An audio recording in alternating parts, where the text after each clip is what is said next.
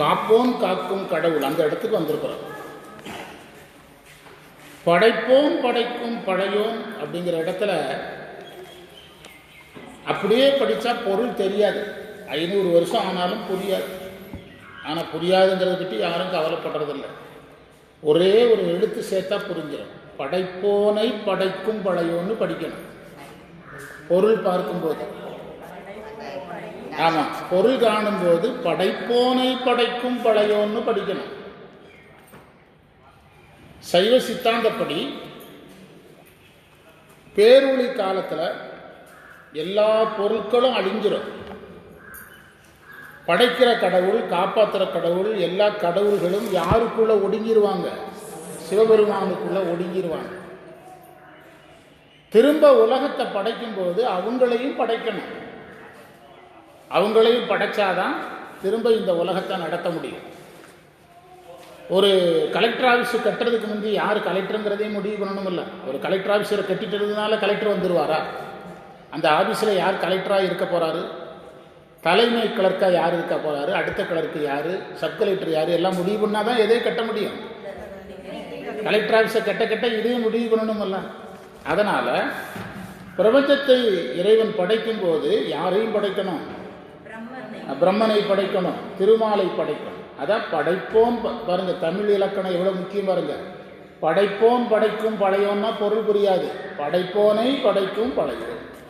அப்போது சிவபெருமான் யாரை படைக்கிறாரு? பிரம்மதேவனை படைக்கிறார். பிரம்மன் உலகத்தை எல்லாம் படைக்கிறாரு. அந்த பிரம்மனை யார் படைக்கிறார்? சிவபெருமான் படைக்கிறார். காப்போன் காக்கும் கடவுள். இந்த பிரம்மதேவன் படைச்சதையெல்லாம் திருமால் காப்பாற்றுறாரு. அந்த திருமாலை யார் காப்பாற்றணும்? சிவபெருமான் காப்பாற்றணும். அப்படி சொன்னால் திருமால் பக்தர்கள் ஏற்க மாட்டாங்க. அது அவங்களுடைய உரிமை, நம்ம ஒன்றும் சொல்லக்கூடாது. அப்படி சொன்னாதான் அவர் திருமால் பக்தர். அவர் கடவுளை அவர் உயர்த்தி சொன்னாதானே அவர் திருமால் பக்தர்.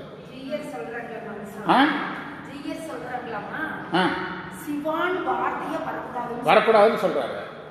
அதனாலதான் அவர் அந்த பதவியில் இருக்கிறாரு. புரியுதா?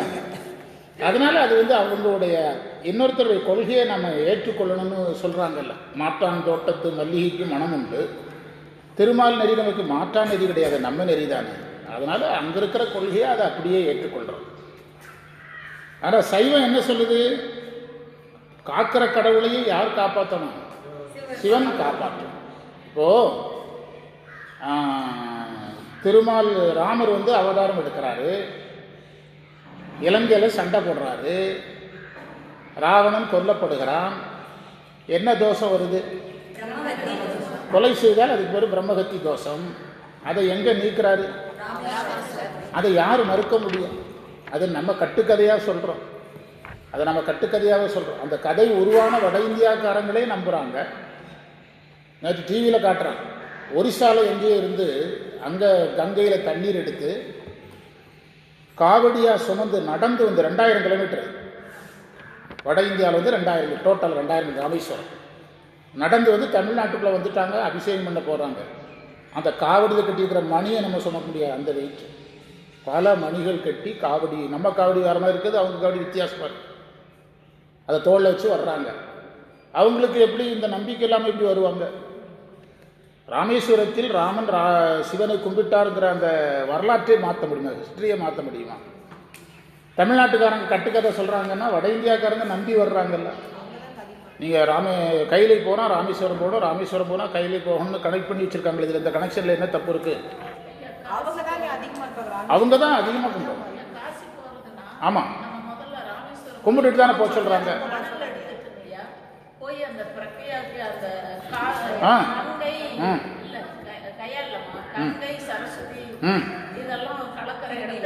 அதை சேர்க்கணும். நீங்க வட இந்தியாவில் ஒரு இடம் எனக்கு சொல்ல தெரியல.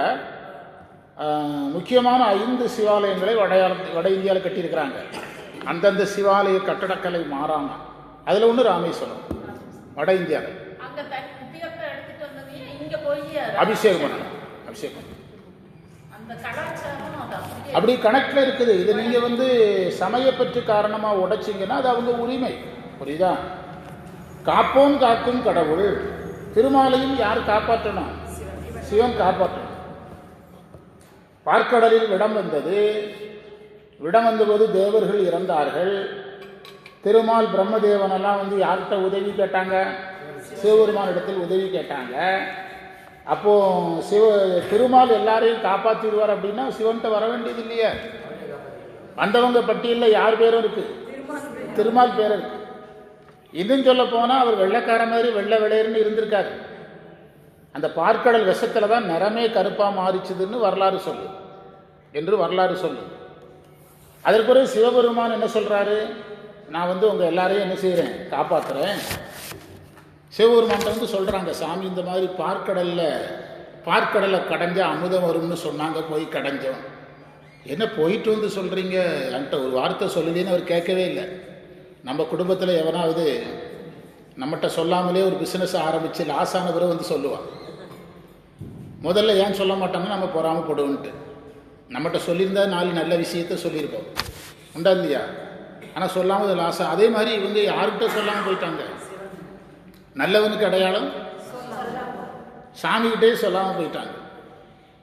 இப்படி யாராவது ஒருத்தர் லாஸ் ஆனவர் நம்மகிட்ட வந்து சொன்னால் நம்ம என்ன சொல்லுவோம்? இது நீ முதல்ல சொல்லியிருந்தா நியாயம், இப்போ சொல்கிறா, இது என்ன செய்யணுங்கிற? நான் ஒன்றும் செய்ய முடியாது. ஆனால் சிவபெருமான்கிட்ட வந்து சொன்ன உடனே ஏன் நீங்கள் சொல்லலைன்னு கூட கேட்கல, மனசு வருத்தப்படுவாங்கன்னு. எடுத்த உடனே அஞ்சல் மீன் கையை காட்டினார். பயப்படாதீங்க யாரும், அஞ்சல் மீன் அப்படின்னார்.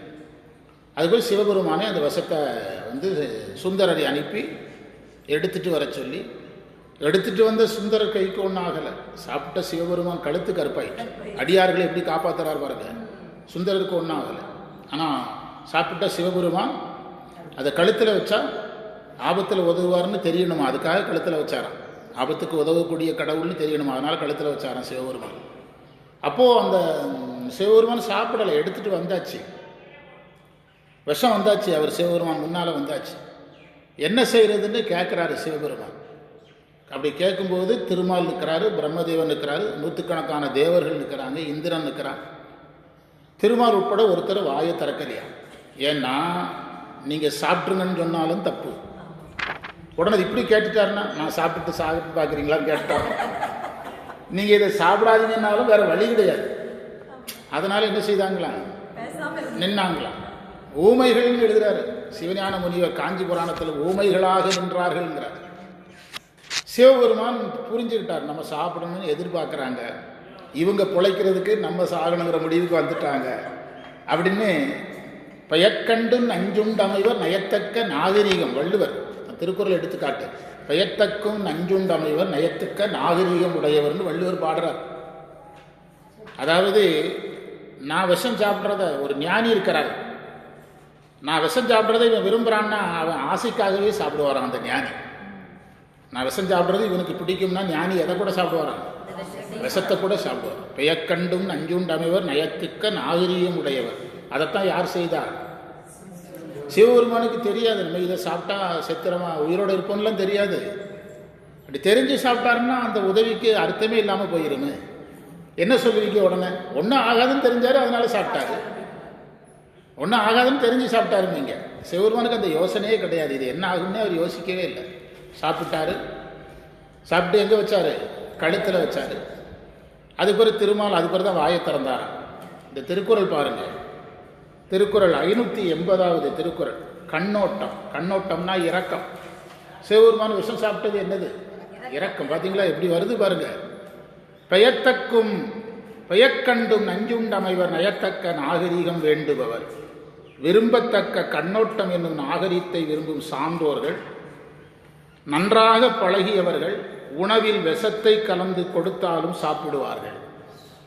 நான் விஷம் சாப்பிடணும் நீங்கள் ஆசைப்பட்டீங்கன்னா உன்னுடைய ஆசைக்காக நான் சாப்பிட்றேன்னு சாப்பிடுவாங்க. அதை மறுக்கிறதுக்கு கூட அவங்களுக்கு மனசு வராது. வள்ளுவர் சொல்கிறார், புரியுதா? பெயர்கண்டும் நஞ்ச போடுறத கண்ணால் பார்த்துன்னு அர்த்தம். பெயர்கண்டுன்னு அர்த்தம். பொங்கலை வைக்கிறான், பொங்கலில் ஒரு 1/2 லிட்டர் நஞ்சை ஊற்றுறான், கண்ணால் பார்க்குறாரு. ஆனாலும் அந்த ஞானி சாப்பிடுவாரான். நான் இந்த விஷத்தை சாப்பிட்ணுன்னு அவன் ஆசைப்பட்டுட்டான், நான் சாப்பிடலன்னு வருத்தப்படுவான், நான் வருத்தப்படக்கூடாதுன்னே சாப்பிடுவாரான்.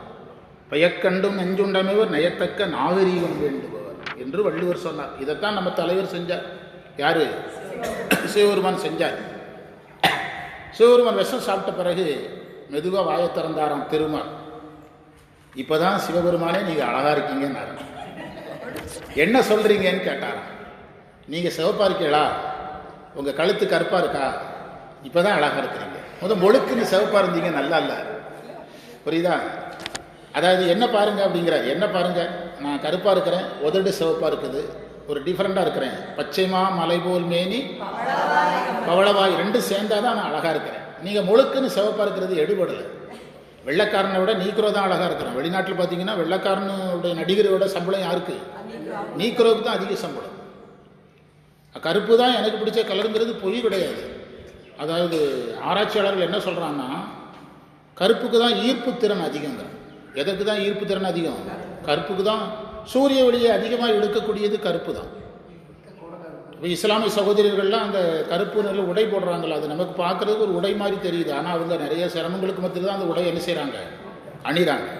கருப்புக்கு அந்த ஈர்க்கு சூரிய ஒளியை எதனால இழுக்கு திறன் உண்டு. அப்போது அந்த சிவபெருமானை பற்றி அப்படி சொல்கிறாங்க.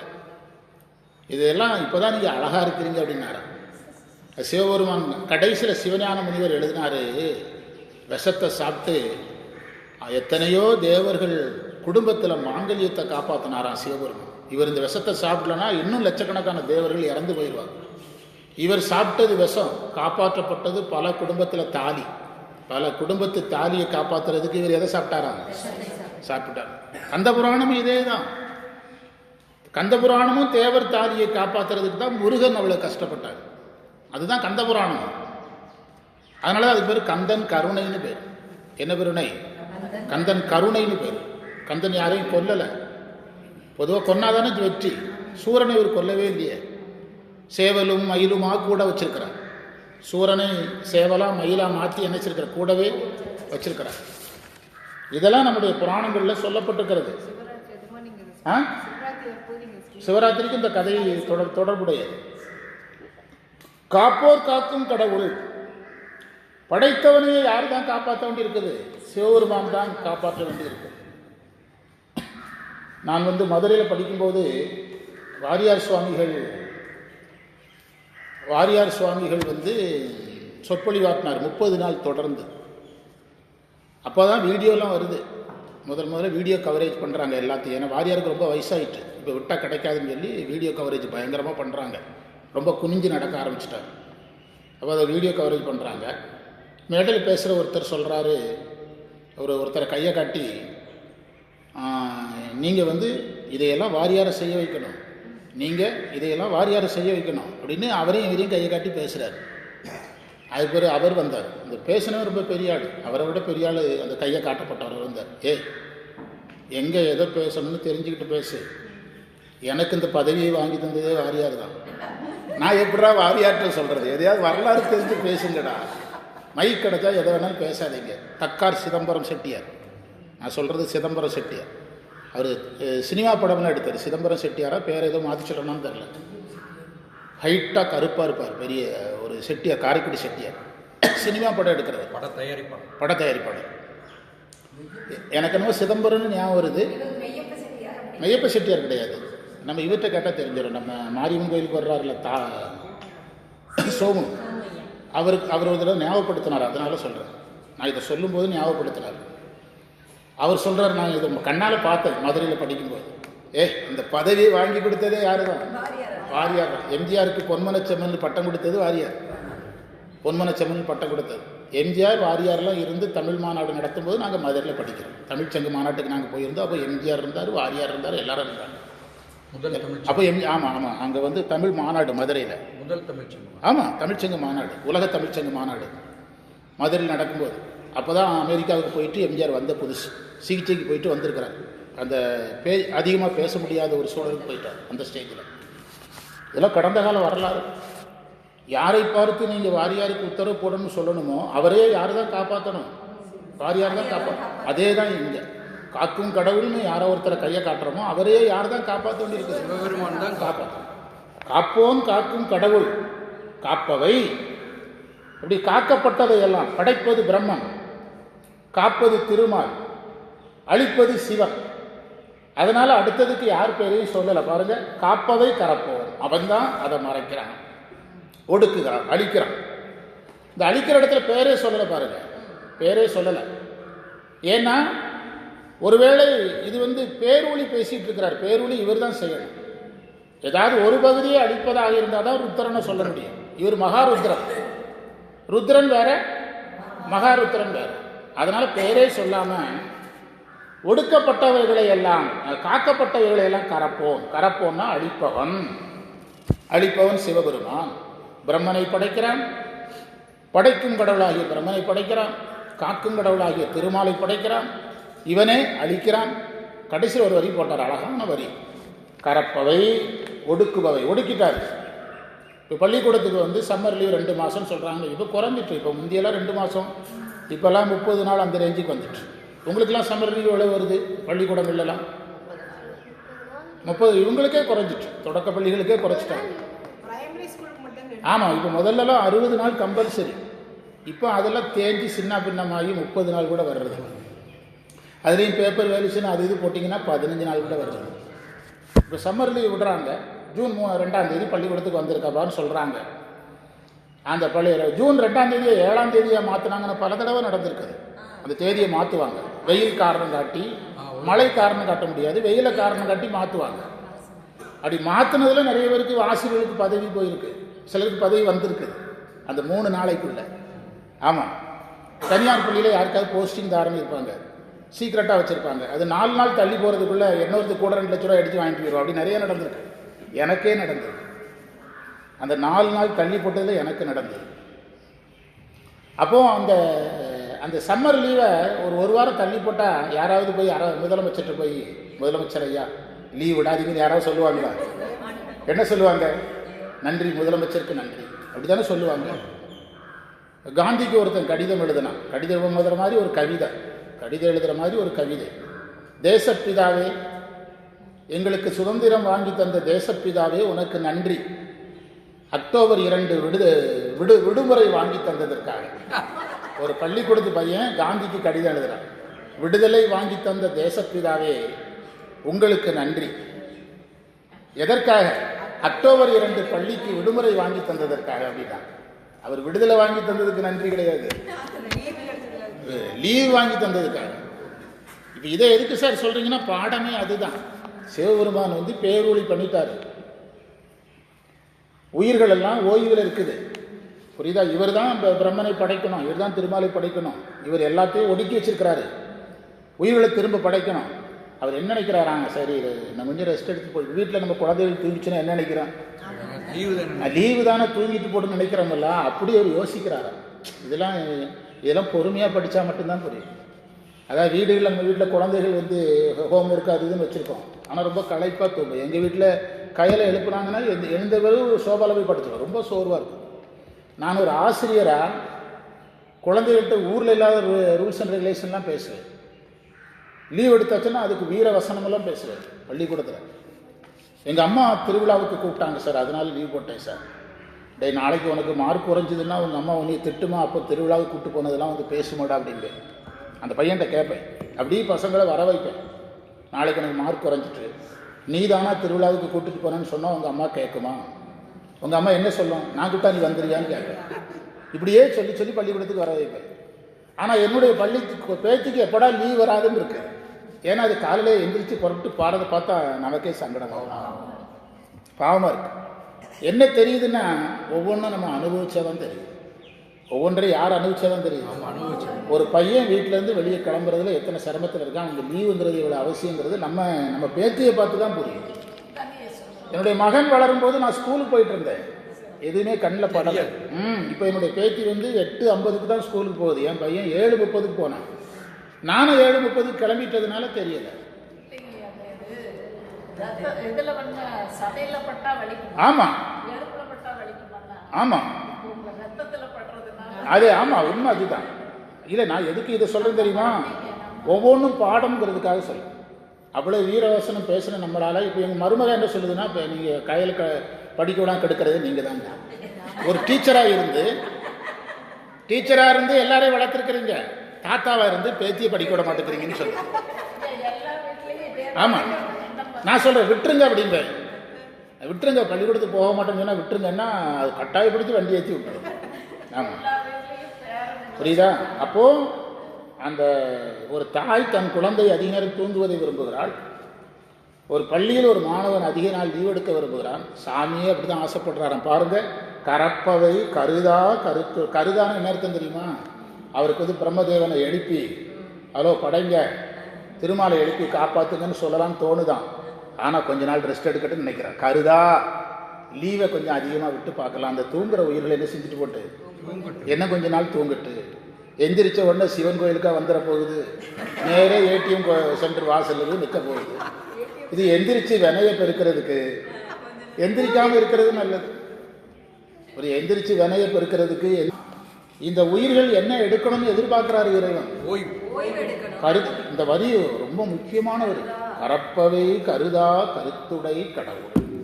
அந்த உயிர் படைச்சிடலான்னு பார்த்தா படைச்சு இது வினையை தானே செய்ய போகுது. மாணிக்கவாசர் ஒரு இடத்துல சொல்றாரு, இந்த உடம்பை எனக்கு முடிவுக்கு அது தந்துருங்க, எனக்கு உடம்பு வேண்டாம் ஒரு இடத்துல சொல்றாரு. ஜீவன் முக்தனாக இருந்து உடம்பு வேண்டாம்னு சொல்ற இடம் ஒன்று. இன்னொரு இடத்துல என்ன சொல்றாருன்னா, இந்த உடம்பு இருந்தால் வினைதானே செய்கிறேன், இல்லைன்னா செய்ய மாட்டேன். நல்லா வேணா இதோட முடிஞ்சு போகட்டுமே, அதுக்காண்டியாவது உடம்பை எடுங்களான்னு கேட்குறேன். மாணிக்கவாசர் ஒரு இடத்துல கேட்குறேன். நம்ம தெரிஞ்சோ தெரியாமலோ இந்த உடம்பை வைத்துக்கொண்டு எதை பெருக்கிறோம்? வினைகளை தான். நம்ம நல்வினை செய்வதை விட தீவினைகளை தான் பெருக்கிறோம்.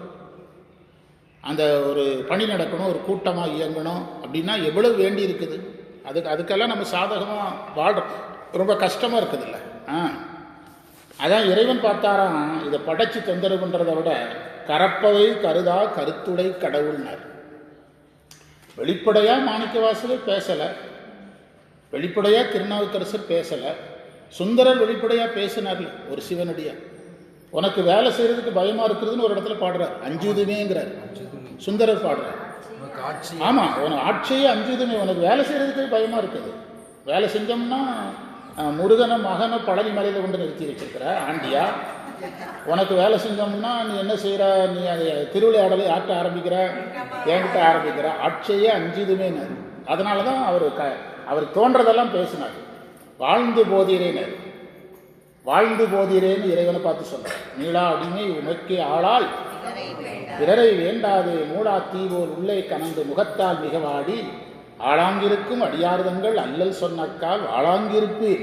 நான் என் பிரச்சனையை பேசிட்டு இருக்கிறேன், எதுவுமே நடக்காம மாதிரி உட்கார்ந்துருக்கிறேன், நீயாவது நல்லா இருந்துட்டு போ அப்படிங்கிற. வாழ்ந்து போதீரே அப்படின்னு சுந்தரர் பாடுறார். சிவா இப்போ ஒரு ஃபோட்டோ எடுங்க, ஒரு ஃபோட்டோ ஒரு நிமிட வீடியோ எடுத்து குரூப்பில் போடுங்க. இப்போ எடுங்க, கரெக்டாக இருக்கும். பிறகு குழந்தைகள் பாட சொல்லுவோம், இப்போ பாட சொல்லிடுவோம், அதையும் எடுத்து போட்டுருவோம். புரியுதா? எனவே இறைவன் அந்த உயிர்கள் ஓய்வெடுக்கணும்னு என்ன செய்கிறார், ஆசைப்படுறார். கரப்பவை கருதா கருத்துடை கடவுள் திருத்தகும். திருத்தகம்னா அழகான அர்த்தம். அழகான அறுவகை சமயத்து அறுவகையோர்க்கும். அழகான சமயம்னாரு, அறிவுடைய சமயம்னு சொல்லலை. என்ன சமயம்னாரு, உலகத்தில் நிறைய சமயம் அழகா இருக்கு. அதாவது சமயங்கள் வந்து சைவ சமயம். இப்போ நாம படிக்கிறது சைவ சமயம், சித்தாந்த சைவம். சொல்லுங்க, சித்தாந்த சைவம். இது அல்லாமல் 24 சமயங்கள் இருக்குது இந்தியாவில். இப்போ நவீன சமயங்கள்லாம் அதில் கிடையாது. இஸ்லாம் கிறிஸ்தவங்களாம் இதில் சேராது. இது சேராமலே 24 சமயங்கள். இந்த 24 சமயங்களுக்கு வெளியே உங்களை அழைச்சிட்டு போகிறது தான் தேவாரம், திருவாசகம், பெரிய புராணம். அந்த 24 சமயங்களுக்கு வெளியே அழைச்சிட்டு போய் நம்ம யாராக மாற்றுவது, சிவபெருமானுடைய பக்தர்களாக மாற்றுறது தான் இந்த தேவாரம், திருவாசகம். அந்த 24 சமயங்களில் என்ன குறை இருக்குதுன்னா, அதில் கடவுள் இல்லைன்னு சொல்கிறவங்க இருக்காங்க, உலகத்தை படைக்க சாமி வேண்டாம்னு சொல்கிறவங்க இருக்காங்க. இப்படியே ஒவ்வொருத்தரும் ஒவ்வொரு குறையோடு இருக்காங்க. எந்த குறையும் இல்லாமல் எந்த சமயம் இருக்கிறது, சித்தாந்த சைவம் இருக்கிறது. குறைவிலா நிறைவே கோதிலா அமுதேனார் மாணிக்கவாசர். குறையில்லாத ஒரு கடவுளாக யார் இருக்கிறார், சிவபெருமான் இருக்கிறார். இது அல்லாமல் அறுவகை சமயம். அறுவகைனா 4 6 எத்தனை, 4 6 24, 4 6 6, 2 6 12, 3 6 14. இந்த 6ங்கிறது 4 பிரியும். 4 வகை 6 சமயங்கள் இருக்கு. ஒரே சிந்தனை உடையவங்களை 6 6 பிரிக்கிறாங்க. அப்படி பிரிச்சா எத்தனை சமயங்கள் கிடைக்குது? 4 வகையான சமயங்கள். 4 6 24 சமயங்கள். இது எத்தனாவது சமயம்? 25வது சமயம்தான் சுத்த சித்தாந்த சைவம். இந்த மற்றைய 24 சமயங்களில் ஏதேனும் ஒரு குறை இருக்குது. ஆனால் இந்த தேவாரம் சொல்லுகிற கடவுளிடத்தில், திருவாசகம் சொல்கிற கடவுளிடத்தில் எந்த விதமான குறையும் இல்லை. குறைவிலா நிறைவே கோதிலா அமுதேனர். மிகப்பெரிய கடவுள் தான் ராமர். நம்மளையெல்லாம் அளவிடாமல் பார்க்க வேண்டியவர். சீதை பிரிஞ்சு அழுறார். சீதை பிரிஞ்சு அழுறார். பார்த்தீங்களா, பெரிய கடவுள் தான். சீதை பிரிஞ்சு உட்கார்ந்து அழுறார். லட்சுமணனை பிரிஞ்சதுக்கு அழுறார். ஆனால் சிவபெருமான் அழுததாக நம்மகிட்ட வரலாறே கிடையாது. எல்லா கடவுளும் பிறந்த வரலாறு இருக்குது, இறந்த வரலாறு இருக்குது. சிவனுக்கு பிறந்த வரலாறும் இல்லை, இறந்த வரலாறும் கிடையாது. இறந்த வரலாறும் கிடையாது, பிறந்த வரலாறும் கிடையாது. அதனால தான் இது அறுவகை சமயம்னு அந்த ஆறும்பாங்க. நம்ம 6 + 6 + 6 + 6 எத்தனை சமயம் சொல்லணும்? 24 சமயங்கள் சொல்லணும். அறுவகை சமயத்து அறுவகையோர்க்கும். அடுத்த தடவை இந்த 24 சமயமும் சொல்கிறேன். அதை மாணவர்களை சொல்லுவோம். குழந்தைகளாவது பெரியவங்களை படிக்க வைக்கிட்டு. என்ன சொல்கிறீங்க? குழந்தைகளாக குழந்தைகளை தான் இப்போ நான் ஏன் விரும்புகிறேன்னா, பெரியவங்க அவங்களுக்கே 1000 பிரச்சனை. எனக்கு மாணவருங்கிற பேரில் யார் தேவைன்னா குழந்தைகளை விட்டுருங்க. பெரியவங்களுக்கு சொல்லு, எனக்கு மாணவருங்கிற பேரில் யார் தேவைன்னா, இந்த பயணத்தில் எனக்கு நிறையா வலி வருது. அந்த வலியை தன் வலியாக உணர்றவங்க வேணும். அந்த வலியை யார் வலியாக உணரணும்? ஆசிரியருக்கு வலித்த வலி என்னுடைய தேடல் இது ஒன்று தான். ஆசிரியருக்கு வலித்த வலி எனக்கு வந்த வலி. இதில் நிறைய இந்த எதிர்ப்பு போராட்டத்தில் நிறைய நேரம் வேஸ்ட் ஆகுது. அவர் இழந்த நேரம், யார் இழந்த நேரம்? இதில் நிறைய பணம் வேஸ்ட் ஆகுது. அவர் இழந்த பணம் யாருடைய பணம்? என்னுடைய பணம். இதில் நிறைய உழைப்பு வேஸ்ட் ஆகுது. இவர் இழந்த உழைப்பு என்னுடைய உழைப்பு. நிறைய சாதனங்கள் கெட்டு போயிடுது. இவர் சாதனங்களை இழந்தது யார் இழந்ததற்கு சமம். இப்படி உணர்றவங்க எனக்கு மாணவராக இருக்கணும். அப்போன்னா தான் நான் என் வேலையை செய்ய முடியும். சும்மா கூட்டமாக இருக்கிறதுனால எது பண்ண முடியாது? சைவம் பண்ணவே முடியாது. ஆசிரியர் வலி என்னுடைய வலி. எதனால் வந்த வலி? இந்த பணியில். அதுக்காக நான் தேவையில்லாமல் 10 லட்ச ரூபா கடனை வாங்கிட்டு அதுக்கு நைட்டில் நெஞ்சு வலி வந்ததுக்கு நீங்கள் என்ன பண்ணுவீங்க? இந்த சைவ பணியில் ஆசிரியருக்கு வந்த வலி எனக்கு வந்த வலி. நீங்கள் இப்படி சொல்ல ரெடினா நீங்கள் எனக்கு தகுதியுடைய மாணவர். நான் எங்கள் வீட்டில் சில விண்ணப்பம் வைப்பேன். என்னிடத்தில் உண்மையாக இருப்பவர்களுக்கு இந்த அருளை செய்யும்னு வேண்டுவேன். மறந்துடாதீங்க. என்னிடத்தில் உண்மையாக நடந்து கொள்கிற மாணவர்களுக்கும் நீங்கள் இந்த அருளை செய்ய வேண்டும் அப்படின்னு வேண்டும். ஏன்னா நான் என்னுடைய நோக்கமே என்னதுதான், பணி தான். உண்மையாக இல்லாதவங்களை வச்சு நான் என்ன பண்ணுறது? இந்த என்னுடைய விண்ணப்பத்தில் அதை சேர்ப்பேன். இதே வேண்டுதலை நீங்கள் யாருக்கும் செய்யணும்.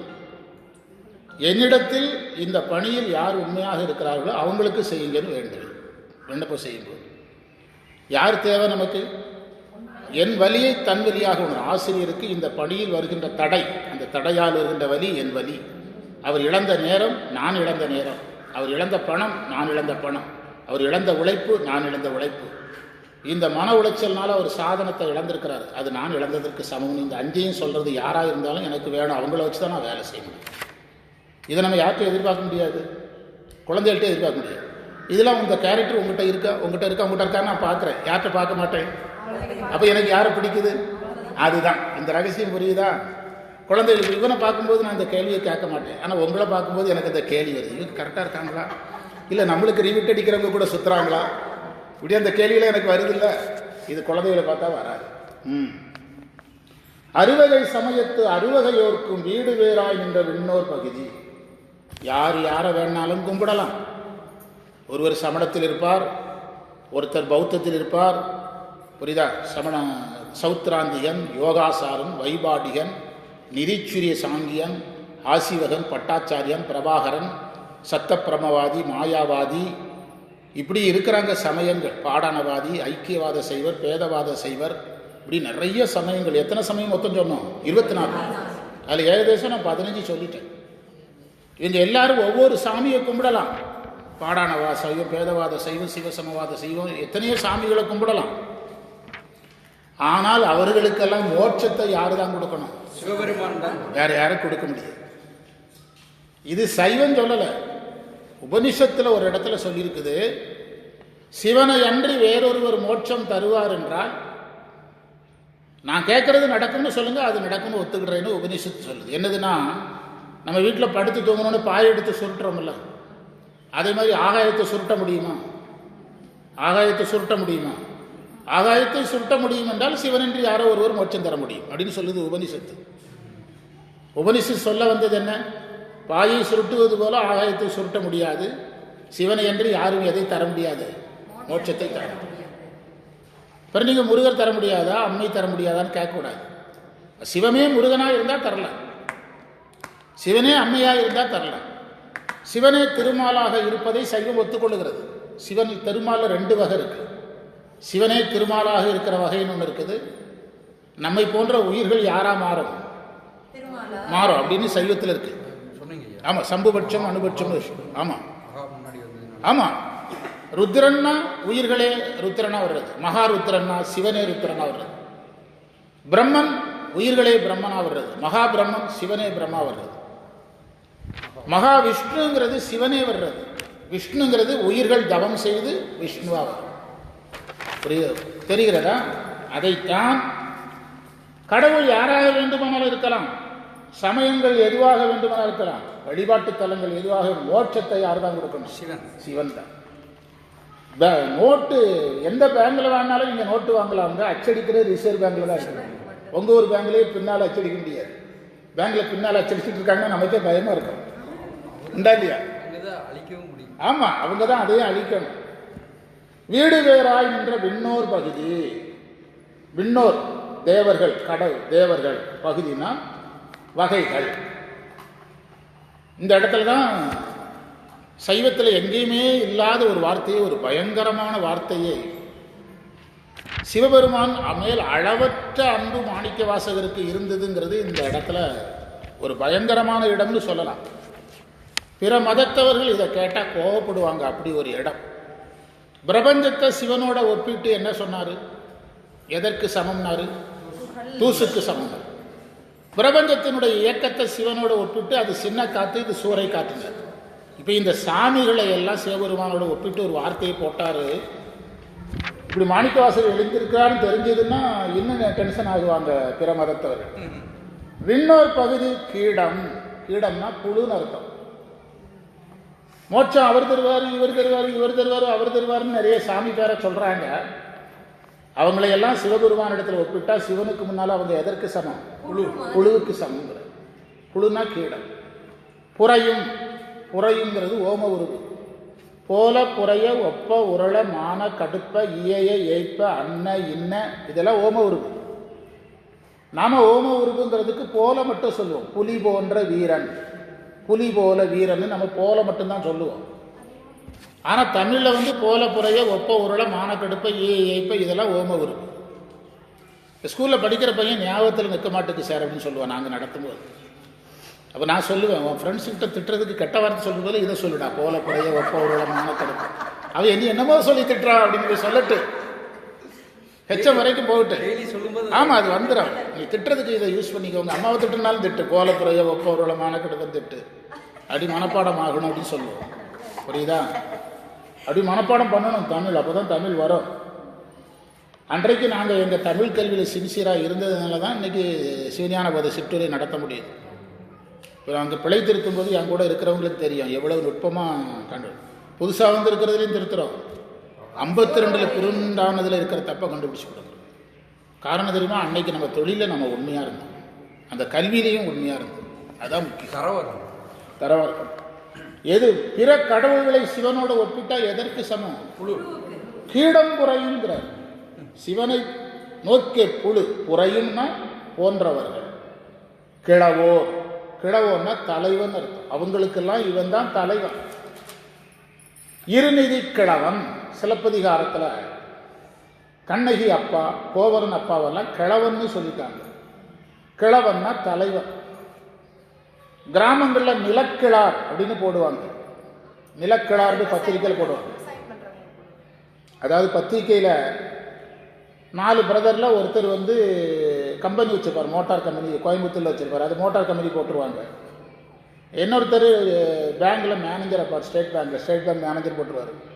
இன்னொருத்தருக்கு ஒரு தொழிலே இருக்காது, எதுவும் போடலன்னா டென்ஷன் ஆயிடுவான், நிலக்கலார்னு போட்டுருவான். நிலம் எங்கடா இருக்குன்னா அடுத்த நிலத்தை காட்டுவான். அடுத்த நிலத்தை இந்த இந்த 500 ஏக்கர் சார் சொல்லு சார், இந்த தோப்பு ஐன்னு சொல்லுடா, எங்க தாத்தா வச்சிருந்தாரு, எடை தாத்தா வச்சது இருக்குது, நீ வச்சிருக்கிறியா? இப்படி ஊருக்குள்ள நிறைய பேர் சுத்துறான், அடுத்த நிலத்தை காட்டிக்கிட்டே சுத்துறான். அது இவங்க அந்த கிழவன்னா தலைவன், அதிலிருந்து வந்ததுதான் கிழவன் கிழவி. 2000 ஏக்கர் எங்க இதுதான். இப்போ வித்துட்டோம். ஏண்டா வித்தவரை எதுக்குடா சொல்றாங்க? இந்த கிழவன்கிறது வந்ததுதான் கிழவன் கிழவி. கிழவன் கிழவின்னு ஏன் சொன்னோம்னா, இன்னைக்கு நம்ம வீட்டில் நம்ம அப்பா கிட்ட கூட சில விஷயங்களை சொல்லாமல் செய்கிறோம். அன்னைக்கு பாட்டி தாத்தாட்ட சொல்லிட்டு தான் செய்வாங்க. நீங்கள் ஒரு 40-50 வருஷம் வரலாறுக்கு முன்னால் போனீங்கன்னா தாத்தா பாட்டிகிட்ட பெர்மிஷன் வாங்கி அப்பா அம்மாட்ட பெர்மிஷன் வாங்கி தான் அந்த வேலை நடக்கும். அன்னைக்கு தலைவர்களாக யார் தான் இருந்தாங்க? அந்த கிழவனும் கிழவியும் தான் தலைவராக இருந்தாங்க ஃபேமிலிக்கு.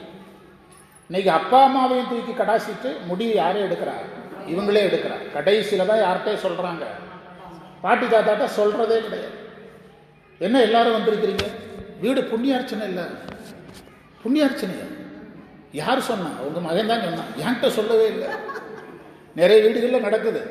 புண்ணியார்ச்சனைக்கு போனால் அங்கே படுத்திருக்கிற பாட்டி தாத்தாட்ட சொல்லலை.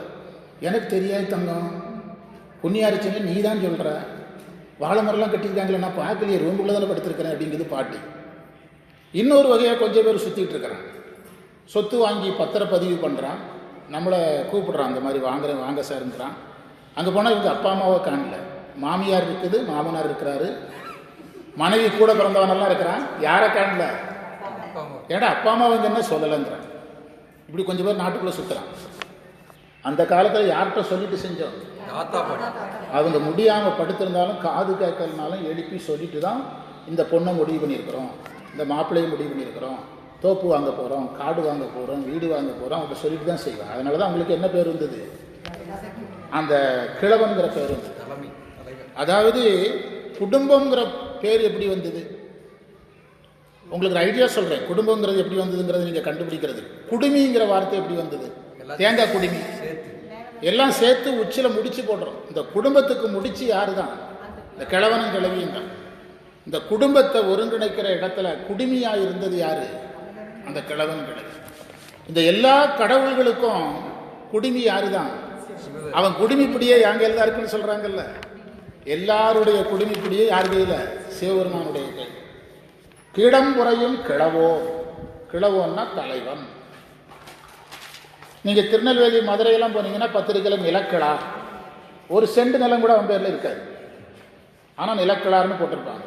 இருந்த ஒரு சென்டையும் பேங்க்ல பணம் கட்டாமல் பிடிக்கிட்டு போயிருப்பாங்க.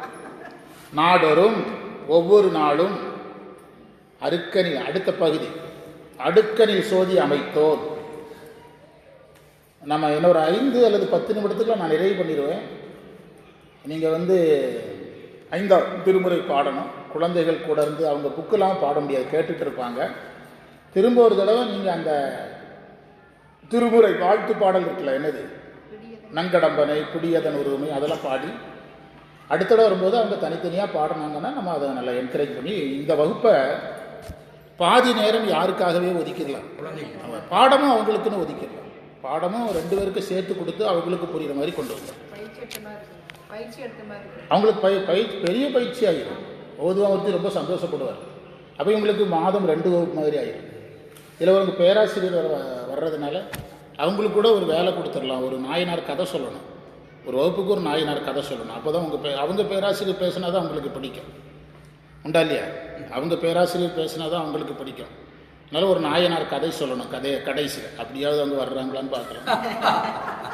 புரியுதா? அதனால் கிழவோ நாடரும், நீங்கள் நினைக்கிறீங்கன்னா அவங்களுக்கு கதை சொல்ல வாய்ப்பு கொடுத்துட்டாங்கன்னு நினைக்கிறீங்க. அவங்க நினைக்கிறாங்கன்னா கட்டாயமாக வர வச்சுட்டானோ. அருக்கனில் சோதி அமைத்தோர். அருக்கன்னா சூரியன். சூரியனுக்கு ஒரு பேர், சூரியனுக்கு ஒரு பேர் பாருங்க, என்னது? அருக்கன். சோதி ஒளி.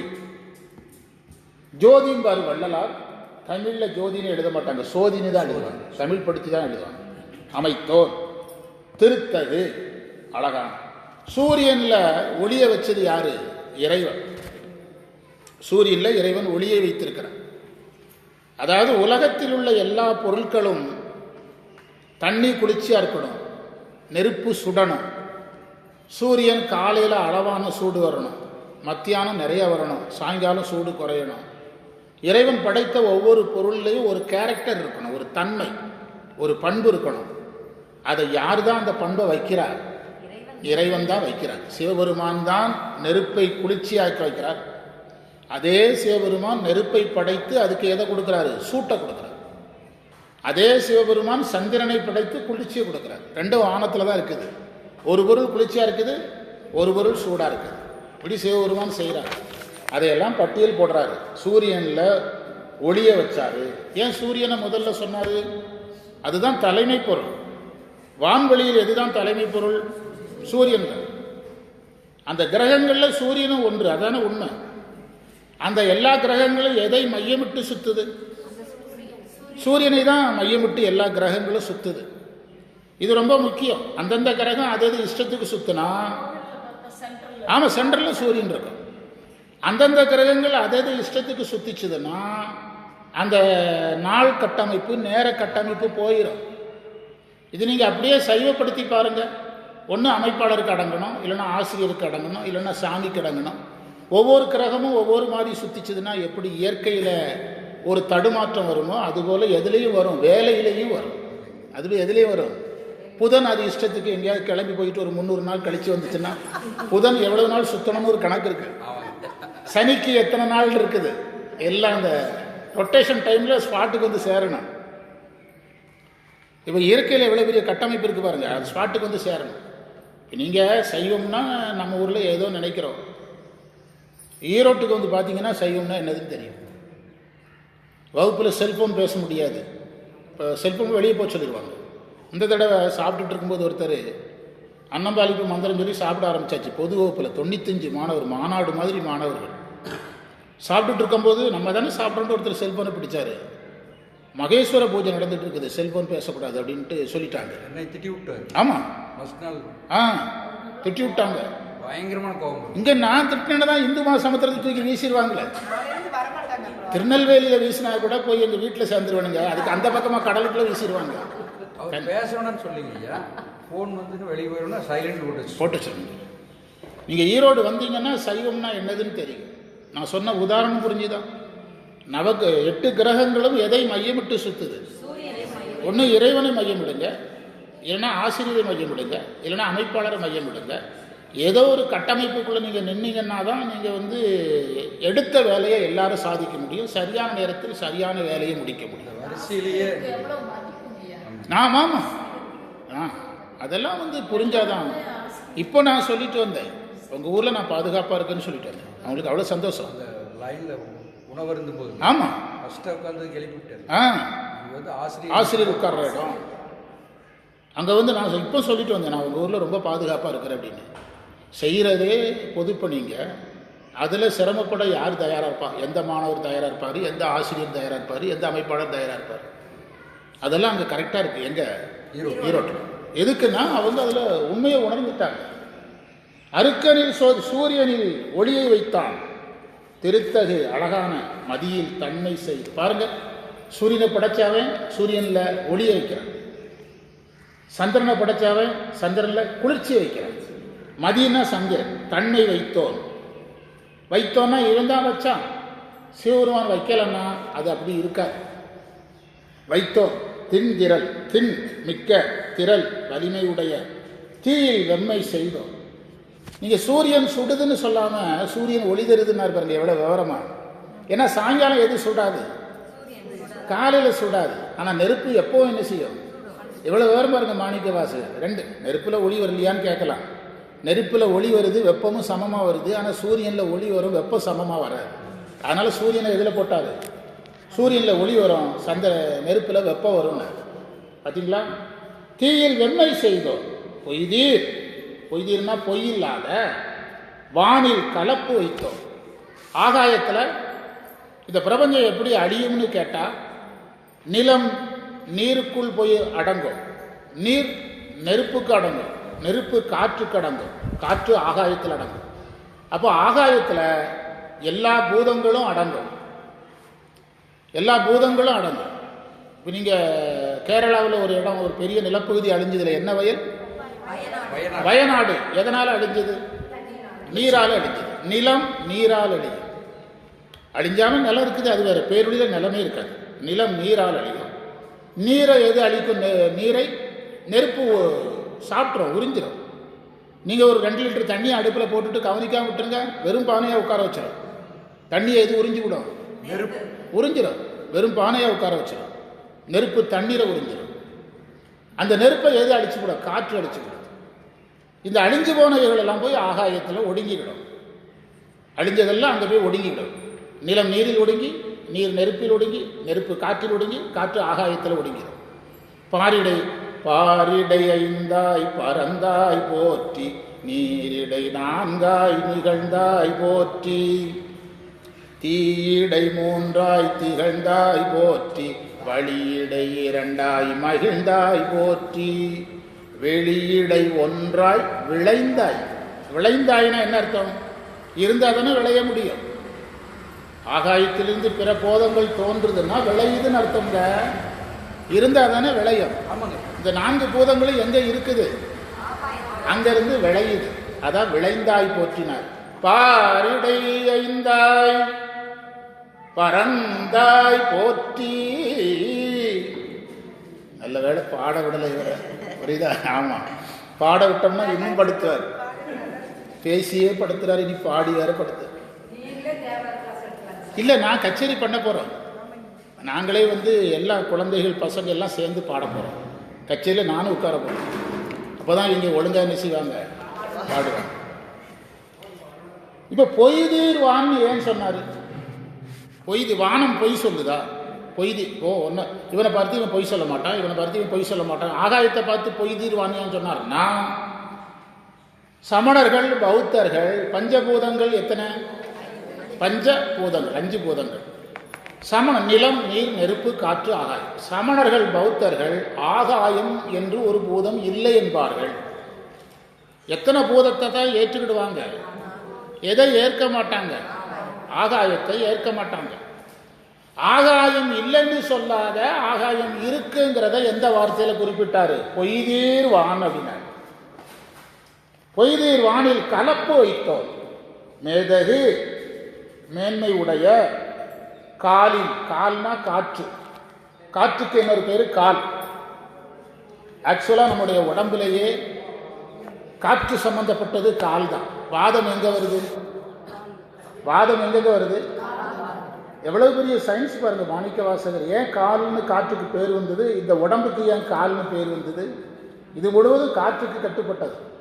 பக்கவாதம் எங்கே தான் வரும்? காலில் தான் வரும். இடது பக்கவாதம் வலது பக்கவாதம் கையில் வந்தாலும் மெயினாக இங்கே தான் வரும், காலில் தான் வரும். ஏன்னா அது காற்று சம்மந்தப்பட்டது. காற்று சம்மந்தப்பட்டது. அதனால காற்றுக்கு இன்னொரு பேர் கால். காலில் ஊக்கம் கண்டோன். ஊக்கம்னா வேகம். காற்றுக்கு சிறப்பு என்னதுன்னா வேகம். இப்போதான் பார்த்தோம் புயல் காற்று. கண்டோன், கண்டோன்னா படைத்தவன். நிழல் திகழ். தண்ணீருக்கு என்ன சிறப்பு? நிழல். தண்ணீருக்கு சிறப்பு நிழல் தான். நீங்கள் வேலூர் தங்க கோயில்னு ஒரு கோயில் இருக்குது, வேலூர், கேள்விப்பட்டிருக்கீங்க. அந்த கோயில் போனீங்கன்னா அந்த கோயில் முழுவனுடைய நிழல் முழுவதும் எதில் விடும்? தண்ணியில் விடும். அந்த கோயில் நிழல் தண்ணீரில் விழணும்னு அவங்க காற்றை பயன்படுத்தினாங்களா? ஆகாயத்தை பயன்படுத்தினாங்களா? நிலத்தை பயன்படுத்தினாங்களா? எதைத்தான் பயன்படுத்தினாங்க? நீருக்கு என்ன சிறப்பு? நிழல் விழுறதுல சிறப்பே எதுக்கு தான் அதிகம்? நீருக்கு தான் அதிகம். முகமே அதில் தெரியும். முகமே அதில் தெரியும். நீரில் நிழல் தெரிவதற்கும் வேறு இடங்களில் நிழல் தெரிவதற்கும் வேறுபாடு. இப்போ என்னுடைய நிழல் இந்த நிலத்தில் விழுதுன்னா அது நிலத்தில் மேலே அப்படி ஒரு ஃபோட்டோ மாதிரி விழும். ஆனால் தண்ணியில் அது எதோட கலந்து விழும்? அந்த தண்ணியோட கலந்து விழும். அது எதோட கலந்து விழும்? தண்ணி அசைஞ்சா எதுவும் அசையும். அந்த நிழல்ங்கிறது நீருக்கு தனிச்சிறப்பு. அதனால தான் இந்த கட்டடங்களை எல்லாம் இப்போ தாஜ்மஹால் எடுத்துக்கிட்டால் அது எதில் தெரிகிற மாதிரி கட்டியிருப்பாங்க? தண்ணியில் தெரிகிற மாதிரி கட்டியிருப்பாங்க. நீருக்கு நிழல் சிறப்பு நிழலை கொண்டு நிலத்தில் பொருத்தி பார்ப்பதை விட, காற்றில் பொருத்தி பார்ப்பதை விட, நெருப்பில் பொருத்தி பார்ப்பதை விட எதில் பொருத்தி பார்க்கிறது தான் சிறப்பு? நீரில் பொருத்தி பார்க்கிறது தான் சிறப்பு. இப்போ நீங்கள் தண்ணிக்குள்ளே போய் நிற்கிறீங்க, உள்ள 8 அடி தண்ணி, நீங்கள் மூச்சு பிடிச்சி தரையில் உட்காந்துருக்கிறீங்க, சூரிய ஒளி விழுதுன்னா நீங்கள் உட்காந்துருக்கிறது நிழல் எதுக்குள்ளே விழும்? நீங்கள் உட்காந்துருக்கிற நிழல் எதுக்குள்ளே விழும்? அந்த தண்ணிக்குள்ள மேலே இல்லை, நீங்கள் எங்கே உட்காந்துருக்கீங்களோ அதுக்கு கீழே விழும். இது சைவ சித்தாந்தத்தில் உதாரணமாக இருக்குது, வரும்போது ஞாபகப்படுத்துகிறேன். இந்த நிழலை சைவ சித்தாந்தம் தனியாக எடுத்து பேசுது. இந்த நிழலை அந்த நீர்லேருந்து என்ன செய்ய பிரிக்க முடியாது. அதனால தான் நீருக்கு எதை ஒத்துட்டாரு? நிழல்திகள் நீரில் இன்சுவை நிகழ்ந்தோன்னா அதனுடைய சுவையை கொடுத்தது. தண்ணீருக்கு சுவையை கொடுத்தது இறைவன். நிலத்துக்கு சிறப்பு மனம், அதான் மண் வாசனைங்கிற. மழை பெஞ்ச வாசனை எதில் தான் வரும்? நிலத்துக்கு சிறப்பு மனம். நீருக்கு சிறப்பு சுவை, சிறுவாணி தண்ணியினுடைய சுவை.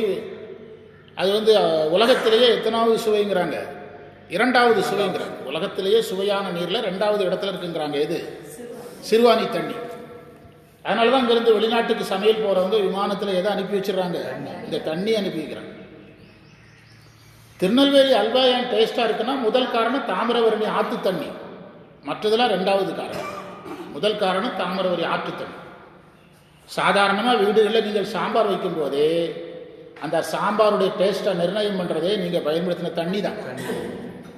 நீங்கள் பயன்படுத்தின தண்ணியில் கொஞ்சம் உப்புத்தன்மை இருந்தால் பருப்பு வேகாது. பருப்பு வேகலைனாலே சாம்பார் வைக்கிற வேலையில் பருப்பு வேகாது. மழை தண்ணியை கொஞ்சம் பிடிச்சி வச்சுருப்பாங்க. ஆமாம் ஆமாம். நீங்கள் பள்ளிக்கூடங்களில் லேபில் ஆராய்ச்சி பண்ணுறதுக்கு 12 மாதமும் மழை தண்ணி தான். மழை தண்ணி பிடிச்சி வச்சுருவாங்க. பருப்பு சும்மா அப்படி நெத்தியில் வச்ச பொட்டு மாதிரி விரிஞ்சிடும். உடஞ்சதுன்னா சாம்பார் அவ்வளோ டேஸ்ட்டாக இருக்கும். இதுலேருந்து என்ன தெரியுது? வீட்டில் இவர் சாம்பார் வைக்கிறாருன்னு தெரியுது. இப்படியெல்லாம் பேசிட்டு ஒரு வாத்தியார் கேட்டாரா, என்ன தெரியுதுன்னு கேட்டாரா. வீட்டில் நீங்கள் தான் சமையலிக்கீங்கன்னு தெரியுது அப்படின்னாரு. நீரில் இன்சுவை நிகழ்த்தோன், தண்ணீரை சுவைய வைக்கிறது இறைவன் தான் அப்படின்னார். 25 வரிகளுக்கு நாம் வந்துட்டோம். வழக்கமாக 16 வரிகள் தான் பார்ப்போம். இந்த தடவை 25 வரி வந்துட்டோம். எனவே நாம் இந்த அளவில் என்னுடைய வகுப்பு நிறைவாகுது. குழந்தைகள் கொஞ்சம் நேரம் குழந்தைகளுக்காக நேரத்தை கொடுத்துருக்குறோம். கொஞ்சம் எல்லா பெரியவங்கெல்லாம் சேர்ந்து எதை பாடுங்க. 5ஆம் திருவரி யாரெல்லாம் வச்சுருக்கிறீங்க? பரவாயில்லையா? 5ஆம் திருவரி புக்கு வச்சுருக்கீங்களா? எல்லாம் சேர்ந்து பாடுங்க. 5 பதிகை பாடி முடித்தோன்னா குழந்தைகள் கூட சேர்ந்து கேட்டால் போதும். அவங்க சும்மா தெரியாத பாடுங்கன்னு சொல்கிறது தப்பு. அதுக்கு பிறகு இந்த பிடியதன் உருவமை, நன்கடம்பனை, அடுத்தது முருகன் பாடல் 2, 4 துதி, முருகன் பாடல் 2 வருதுல்லப்பா. அது சமரசூரபம்மாவை பாடுனீங்கன்னா அதை வீடியோ எடுத்து போட்டிருக்க குரூப்பில். உங்கள் இந்த குரூப்பு தேவார குரூப்லேயும் அந்த குரூப்லேயும் போட்டிருக்கேன். குரூப் ஆமாம், எல்லாத்துலேயும் போட்டிருக்கேன். ஆமாம், எல்லாத்தையும் போட்டிருக்கேன். இல்லை, சரி ஆரம்பிக்கலாம். நீங்கள் மைக் எடுத்துக்கங்க. வேணா